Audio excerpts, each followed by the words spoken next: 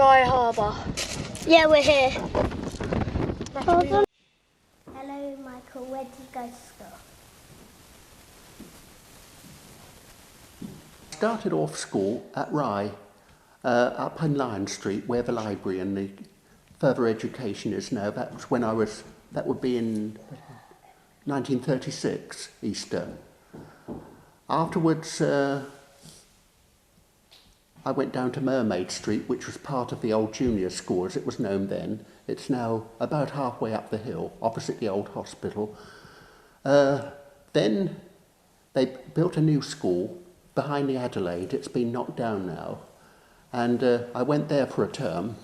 And then, of course, the war came and the town evacuated.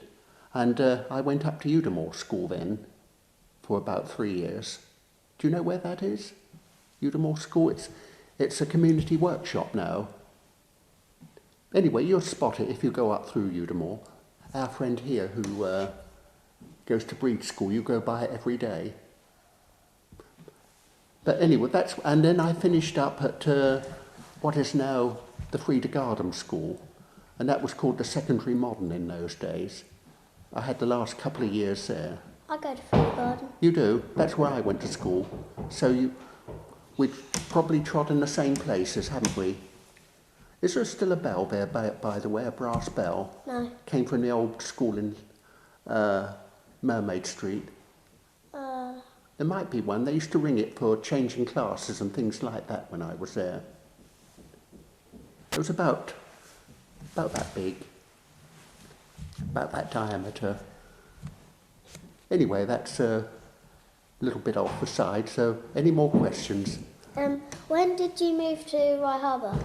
I came to Rye Harbour in October 1943. My mother had sisters living down here, and she wanted to get away from Udimore after my father had been killed in a road accident. And so she moved down here in October 43. And then at that time I went back to Rye again. That had reopened again in Ferry Road.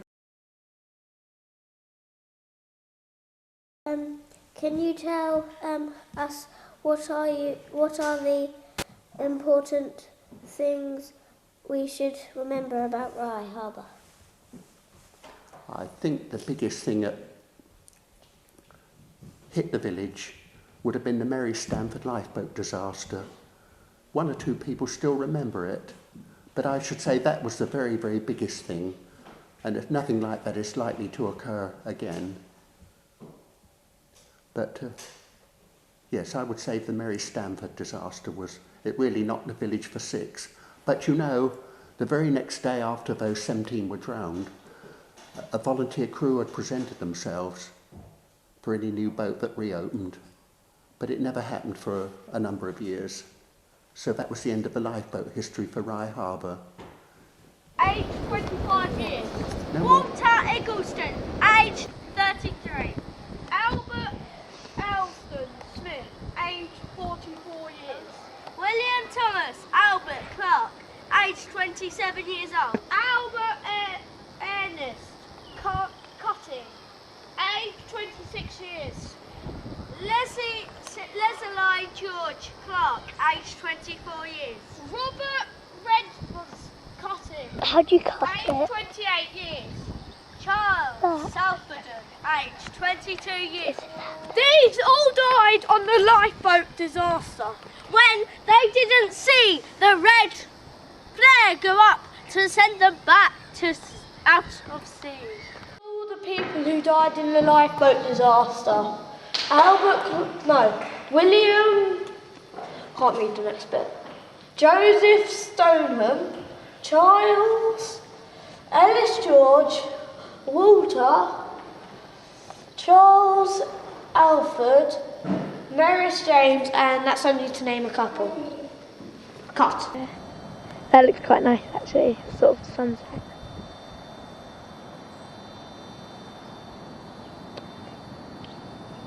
Oh, you could pan all the way round actually if you like. You could have. If you go round maybe that way, because that's where the French would have come.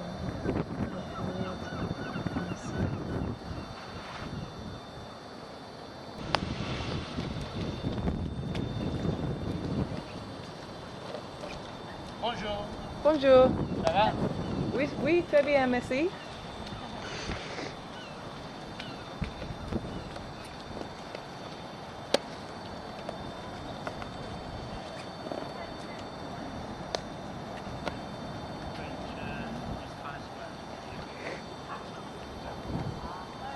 Hi.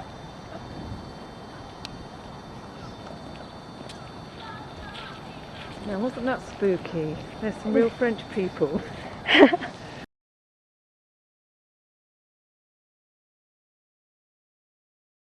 You know, it was hard work, yokes with Yeah. trugs, and put all these boulders in a big heap, and then when the tide came in, when it was ready, when they'd got enough, they used to have to take them all down to the boat Yeah.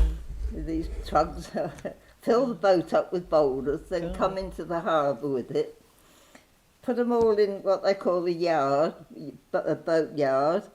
And then when they'd got enough, the train used to come down, pick all these boulders up again with trucks and yokes and put them into, they used to have to carry them up to the train, you see, and they had these huge, great sort of wagons up there and empty them out there, you know, it was hard work, all these blue boulders,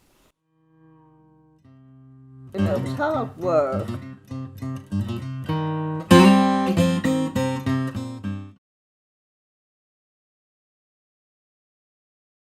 Folk, the fisher folk, they would pick up the blue flints in trugs on a yoke, which was a thing that they wore round their necks with two hooks on which carried their trugs of flints. And then they were brought in to what we called the Boulder Hard, which was where the boats now see to their nets over beyond Harbour Point Cottage, and they were sorted and then sent off in the big trucks to go to the potteries for glazing pottery. The blue flints were used a lot in pottery, and lots of the potteries in Stoke-on-Trent, etc., is where lots of our blue flints went to. That's very interesting. What were the blue boulders? What were they? Well, they were just some of the pebbles, like we go, when we go down to the beach, we look for stones with holes in and all interesting things, and they were picked out of the shingle, sort of like much bigger stones, and then they were sort of used, and that was how some of them made their living, just picking up the blue flints and bringing in to sell on. We used to pick up blue boulders, they had to be blue flints, they said. Well, they used to pick them up on the shore, they washed out every tide. And they used to pick them up, there was quite a few. But might have been 20 men doing it. Yeah. And they used to have a train down there. Yeah. They'd load the trucks up and they'd go to the potteries. Yeah. Go to Stoke potteries and be crushed and mixed with something, and that was the glaze in them days on the earthenware, cups and saucers in there.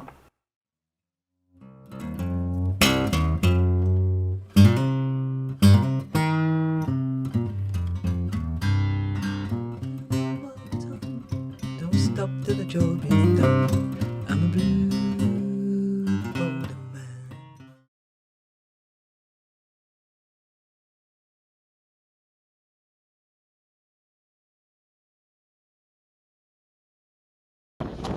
These are bird watchers. They are trying to get some really good birds using telescopes. These animals are very dangerous. They can bring you up in rashes. It says the hairs on these caterpillars of the brown-tailed moth are irritating, so don't touch. They're usually on the branches with white webs on.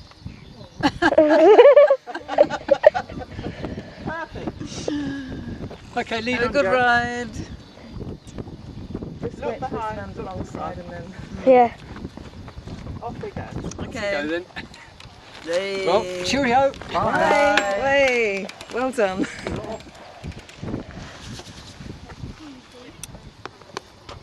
Wonderful day. Say your name. Okay. Poe. Natasha. Charlotte.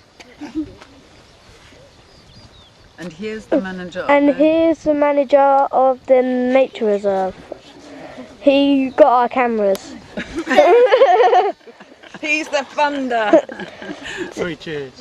Do you know anything about the hairy caterpillars?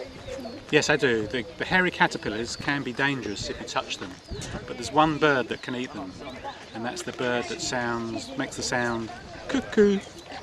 So next time you hear a cuckoo, you can probably see it eating the hairy caterpillars.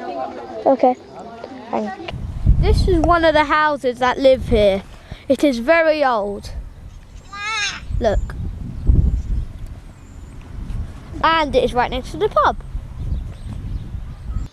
We are from Harbour, and this is our nature reserve. People from London have done graffiti from it, from New Cross. It says Blondie was here 06 SE4. That's not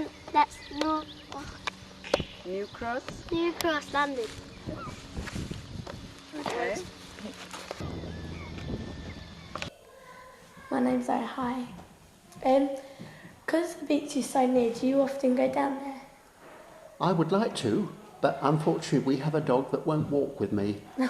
So, little Chrissy. Oh. The other dog I used to have, Flicker, I used to cycle down and she would trot along by the side of me, and I would come back with driftwood, which would be sawn up to put into our stove that we had at the time. But unfortunately, with Chrissy, I can't walk down there unless I go on my own. And I can't say no to her because she uses her eyes to, look so very sad if I don't. Yeah. So the answer is I would like to, but at the moment I can't. Do you know much about the Martello Tower? Yes. You can find some details over in the information centre in the car park when it's open Saturday and Sunday. About the early 1800s, which is just over 200 years ago, there was a threat of invasion by Napoleon, who was the ruler in France. It was a very, very real threat, apparently. And the British Navy had seen these towers out in Corsica in the Mediterranean at a place called Mortella Bay, which they tried to smash them up, but they couldn't. And that's where they got the idea of them. And a string of Martello towers were built from Suffolk right the way around the coast as far as Seaford, which they thought was the likely invasion area. They are about, what shall I say? I speak in metres. They're about 2 metres thick on the seaward side, a little bit more actually, and about 1.75 metres on the landward side. And they had a cannon on top, which was some very old people I can recall remember seeing it fire because there was an army platoon stationed there. But most of them are washed away now, most of the Martello towers. Some were blown up when they built the railway line from between Hastings and Bexhill. Behind me is the Martello Tower, and over there is the wall that's been built that Nathan said will keep the tidal waves out if they come.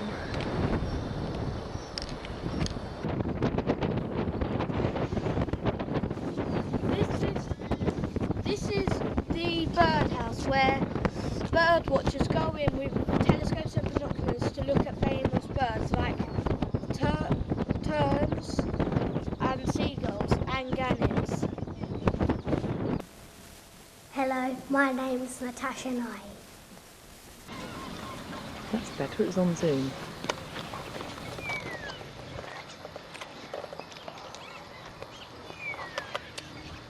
You've done it. What do I say? Do you want to say something? It's an old railway carriage. This is an old railway carriage. Did you go to school in my harbour? Yes, How many classes in the school? just 2. How many people in one class?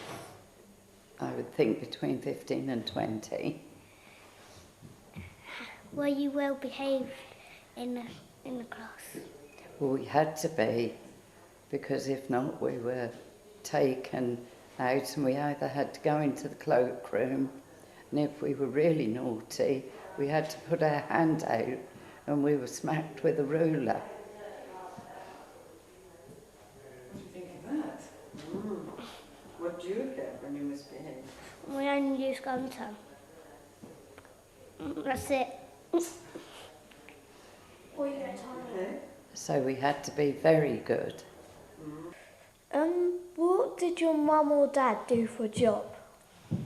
My mother was born to an old fishing family of the village, the Downies, and her father, he owned 2 fishing boats and he got his living from the sea.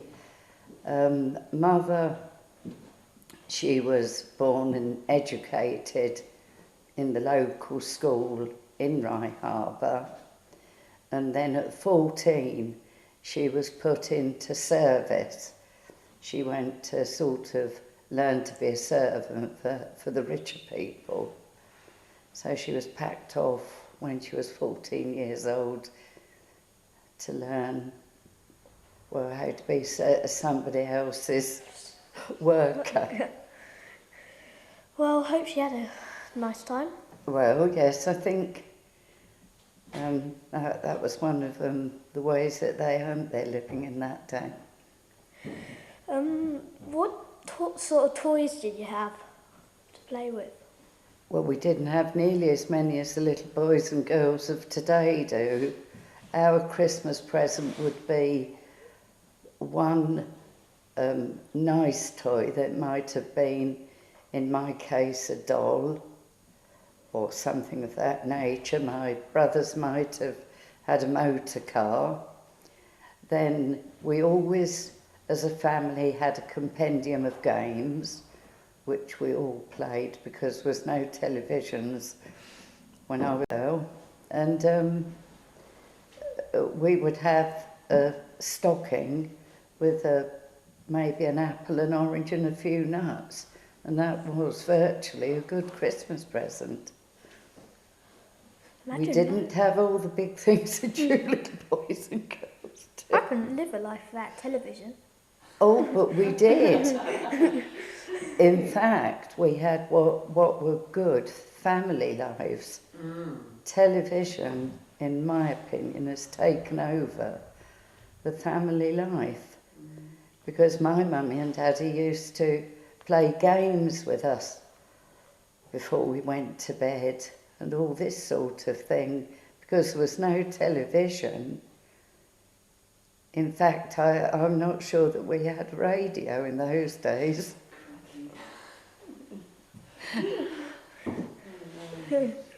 But we had a very happy childhood. I was born in a family of 6, and we were loved. We had a good childhood. Glad you enjoyed it. What's the worst thing about the village, you think? What now? Well, I think that maybe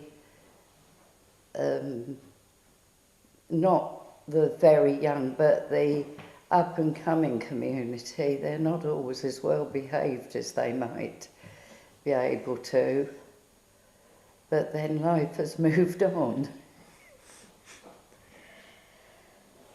Do you know about the ferryman? The ferryman, yes. I knew old Mr. Cutting, and then when I was a little girl, a man called Johnny Doughty, he took over the ferry, and for a number of years he lived with my parents, and so we used to go across on the ferry quite regularly. One of my youngest brothers, he was taught how to row the boat, and he used to row them across from this side of the river to the Canberra side. So that's another piece of Rye Harbour gone. And I'm at questions.